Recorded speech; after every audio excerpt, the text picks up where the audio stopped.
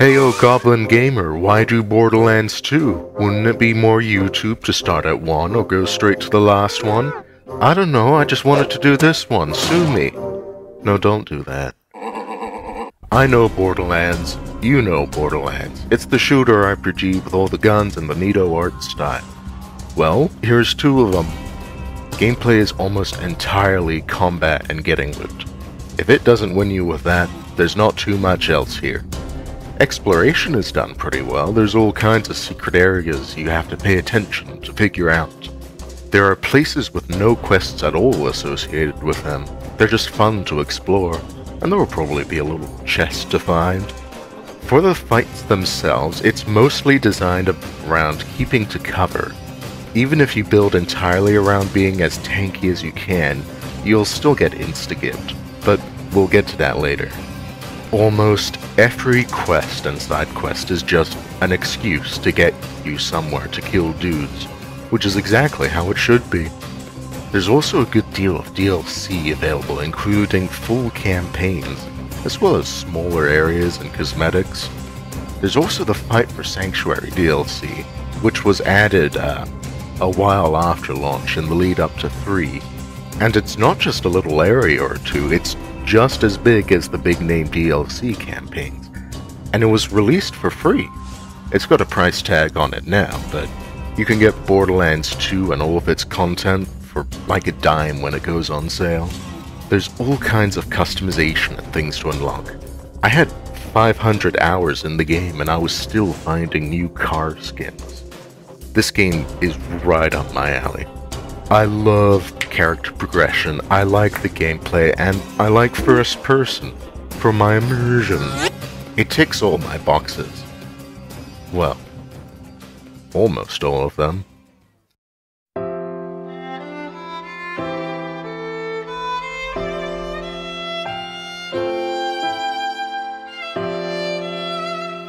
I miss you.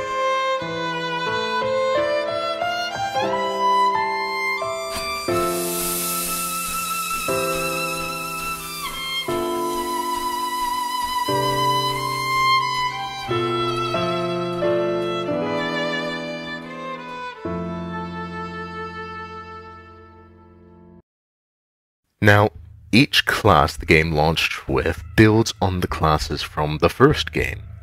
The Siren's ability is the same kind of fire and forget ability the Hunter had in the first game, but it has more depth. She can be played like a controlling spellcaster or even a supporting healer. The Commando's turret builds on the Soldier's turret, except it doesn't fucking suck. The Commando doesn't need a gimmick or ability or piece of gear to start being good, though you can build him that way. He has skills that just make his baseline performance better. The Berserker in Borderlands 1 had an ability that let him just run up and punch things. It was fun, but the developers must have thought, hey, wait a second, this ability has no synergy with the gearing metagame we're trying to cultivate, and just throws it all out the window. So they made the Gunzerker, letting you roll 2 weapons at once with all the potential combination that entails. The Assassin has a stealth mechanic that the Siren from the first game had, but lets you do more than just stand around. You can build him as a sniper or get up close and personal. 2 more characters were added as DLC. There's Gage, who has a summon that actually does things, and then, hey, wait a second, what if we wanted an ability that has no synergy with the gearing metagame you're trying to cultivate and just throws it all out the window? Okay, fine, but you're gonna have to think a little bit more than not at all this time. I ended up going through the game with multiple characters. I started playing because I wanted to make a tanky Gunzerker that just goes up to people, shotgunning them in the thick of it. But that didn't turn out too well. Incoming damage in this game is so high that building a full tank only buys you a few extra seconds.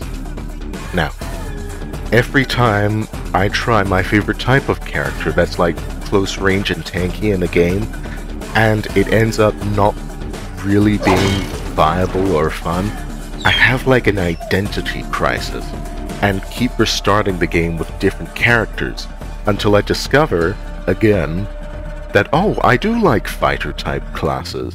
I go like, maybe I'm more of a rogue. Maybe I'm more of a summoner. Maybe you know what you like! Yeah, but wizards look really cool. Do you like playing as wizards? No, but what if I do? Speaking of what-if thoughts, the unfortunately acronymed Cognitive Behavioral Therapy can help with that. It's all about correcting inaccurate thinking. For example, someone might keep saying to themselves, I'm so stupid. But it's impossible to be stupid all the time. I've tried. And believing in something that disproves itself constantly causes lots of mental anguish. So we replace it with something that's true, like, sometimes I'm stupid. Yeah, that's right, it doesn't even have to be sunshine and rainbows. Because thinking you're smart all the time is just as impossible. It just has to be accurate. My favorite way of using this is changing what if to might. So instead of, what if people will think I'm awful? It's, people might think I'm awful. And for some reason, that just makes a huge change in my mind. Like, there's a shape in there that I'm looking at, and all of a sudden I'm seeing it from a different angle. Something just clicks into place in there. Anyway, Borderlands. Borderlands is known for its, quirkiness. I've played the games for so long now that I've kind of phased out the meminess. In this current internet age of just shouting down people that enjoy things, it's even kind of charming. I'm Tori, and I'm here to ask you one question, and one question only. Explosions? Kinda. Some characters are super wacky, but a lot more are grounded. Jack ended up being very popular. So popular, he pretty much got a spin-off game all about him. Hell, even the third game couldn't keep its mitts off of him, and he was dead. How'd he get so popular? Well, I have a theory. When this came out, usually in games there weren't too many excuses to converse with the big bad of the game. In Borderlands 2, he just calls you. Constantly. As a matter of fact, the whole game never shuts up. This is a nitpick, by the way, completely subjective. If you accept a quest, there's talking. If you complete a step in the quest, there's talking. If you pick up one of the 5 things you were sent to get, there's talking each time. If you walk over an invisible trigger, there's talking. It gets extremely hand-holdy, too. At every single step, you're told explicitly what to do next. Like, come on, give me a little bit of credit here. Look, there's even a quest marker on screen. I can see what I need to do. I really liked how quiet Borderlands 1 tended to be. You were often just trusted to figure out what you were supposed to do next. And that quest marker was still there. You could just follow it. There was this feel, this vibe, this mystique of just you finding your way around this crazy world. The constant talking helps to flesh out the backgrounds and qualities of these characters, but there is something sacrificed for it. And personally, I kind of preferred it when my character walked around with "I didn't ask" written on their hand. There ends up being a handful of times where you're waiting around for NPCs to finish talking so you can keep playing the game. It's not too noticeable the first time around, but it gets old if you play through the game again. Oh yeah, and there's unskippable cutscenes. But what Borderlands is really known for is the gun. But what Borderlands is really known for is the guns. Procedurally generated loot wasn't new at the time, but no one ever did it like this, I think. See, there are different brands of guns, each with their own priorities of what stats should be the highest or lowest on their guns. Then, the system generates a gun using random parts, each giving bonuses and penalties to different stats, and voila! A unique gun. They were really ahead of their time. In Borderlands 2, there was effort put in to making all the guns brands even more distinct. They did this by applying brand-specific mechanics to every gun made by certain brands. All doll weapons burst fire when you're zoomed in. Every Hyperion gun has this reverse recoil, where they start with awful accuracy that gets better as you shoot. They make nigh unusable sniper rifles. Every Torg weapon shoots slower projectile explosives. I ended up not really liking the brands that really leaned into the mechanical gimmicks like Dahl and Hyperion. The ones that were more subtle still felt a bit pigeonholed. To me, it felt like the guns were somehow less unique, even though they were objectively unique from all the other brands. Do you get what I'm saying? Are you picking up what I'm putting down? Oh, hot tip, gob tip. Torg stats are misleading. They actually do double the damage listed usually, because the explosion damage isn't shown. Good loot actually doesn't drop too often, so each new piece of equipment feels more impactful, makes bigger memories. But since there's so many type of guns and they all drop pretty slowly, you can be stuck with guns you don't like for a while. This is especially felt as you get to higher playthroughs. Now pipe down, cause the real stars of the show are the baddies. Oh, they're so fun to fight. There's a reason they take priority on the box cover over the characters you play as. Each enemy type feels so distinct. They have their own strategies that you have to play around and exploit. Like the Goliath, who you can shoot their helmets off and they turn into a melee berserker type enemy that attacks their own teammates. But they can level up if they kill them and be harder for you to ultimately deal with. Or the Nomads, who have a shield and you have to get around it somehow. You can get up close and bait out a swing, or use AoE attacks. Or the Marauders that are a bit more smart, and they try to keep their distance from you behind cover. Or the Loaders, whose limbs you can shoot off. And all of them react to critical hits and taking high damage, and they duck and roll out of fire. They also try to keep track of where they last saw you, instead of always knowing where you are, promoting flanking to a new cover point, and discouraging popping in and out of the same place. And they're really good at throwing projectiles, but you can juke the throw. Oh, it's so good. Fights feel like this gruesome back and forth, with both sides reacting and adapting to the other. Bosses always have ads, but it's fine since the game is balanced around getting up from being down by killing dudes, and passives that only activate after you kill something. Plus, there's so much personality in their voices too. They heckle you in their own unique way depending on the type of baddie.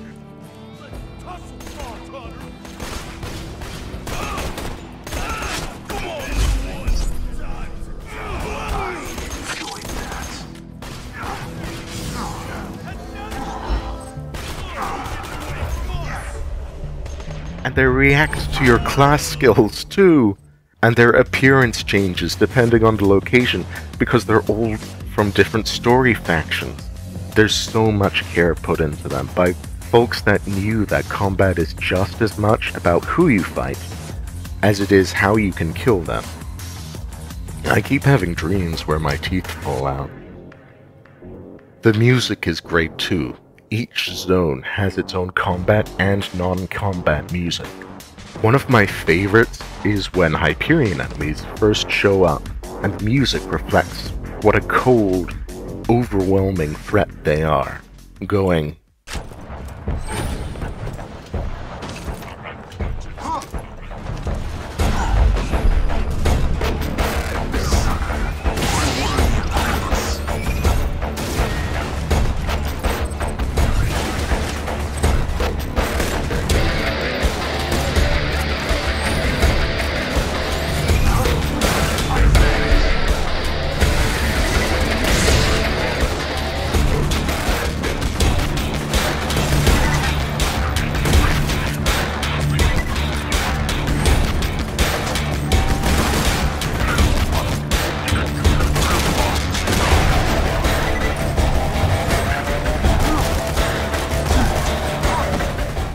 Regardless of your thoughts on the characters, the story is pretty competently written.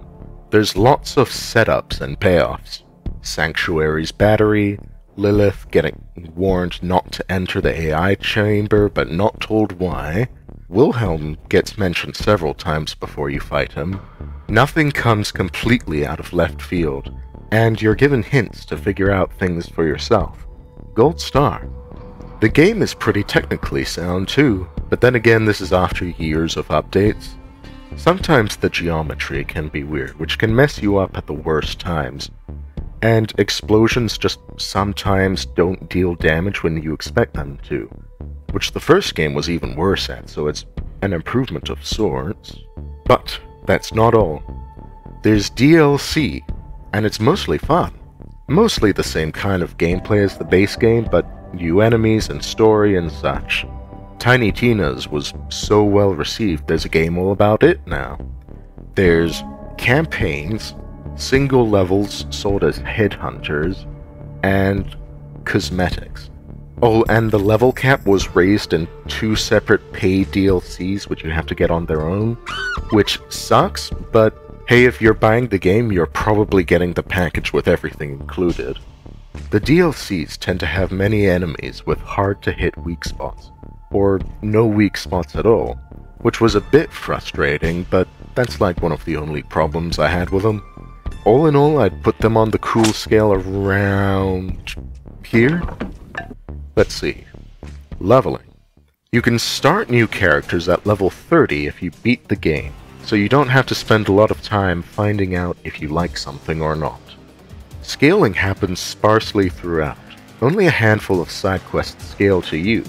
Even in New Game Plus, the playthrough starts at the same level as you, but allows for level differences. How it works is, when starting one of the DLCs, or True Vault Hunter mode, which the game calls New Game Plus, the system looks at your level and adjusts the campaign around entering at that level, so you can still under or over level. It's a neat way of doing it. Now, the game has some bad balancing that becomes more evident in New Game Plus and beyond.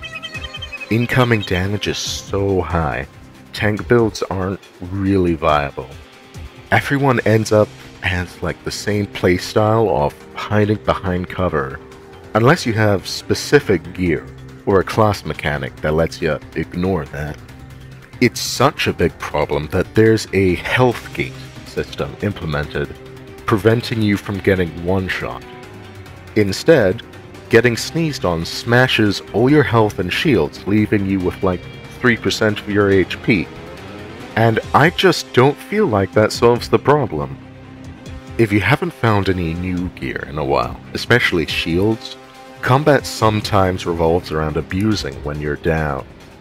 Walking up to an enemy and letting them kill you so you can kill them and get your shields back isn't just sometimes viable, it's sometimes optimal.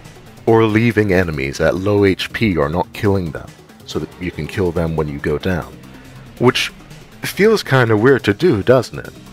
It's that fancy word you sometimes hear about video games, ludonarrative dissonance, where your actions and objectives don't quite align. It's especially frustrating when you're downed and all the enemies book it to fucking Fiji. Now this damage problem, I think, is better handled in the future games, nullifying the entire purpose of this section of the critique, and by extension this vid, but it's nice to just talk about, isn't it? Remember that cool non-scaling scaling system? Well, after completing True Vault Hunter mode, everything's just scales to your level. Except what's this? Everything's capped at level 50, but I keep on leveling. Huh, oh well, no biggie, I'll just start my 3rd playthrough.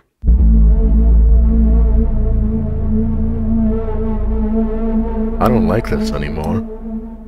Let me tell you some of the small list of changes in Ultimate.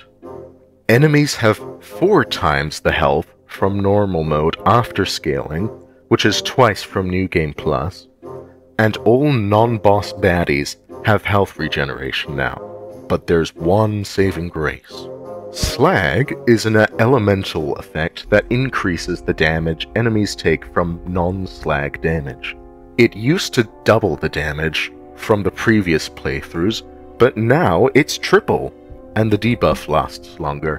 What ends up happening is almost every fight is just applying slag before you get to do what you want. A big gob tip. Go into the third playthrough close to 50. You don't want to fight level 54 ultimate dudes with level 50 true Vault Hunter mode gear. Ultimate Vault Hunter mode fights are really tough, but also kind of rewarding if you enjoy the challenge. But now everything scales to your level, which sucked the enjoyment out of it for me. Legends tell of things called OP levels once you reach max level, but I've never gotten to them. Altogether, I'd give Borderlands 2 a pretty flippin' cool on the cool scale. Okay. Oh, you said you like my hat? That was a draw. You lost.